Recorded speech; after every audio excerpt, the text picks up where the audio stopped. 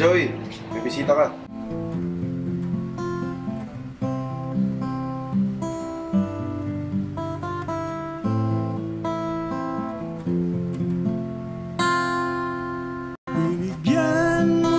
Pwede ding tonton, para madilim kong nakaraan.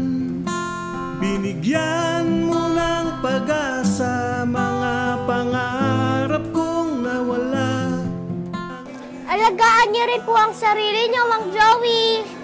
Sa'yo ko lamang natagpuan. Wala kang karapatan mangimasok sa buhay ko! Wala na siya.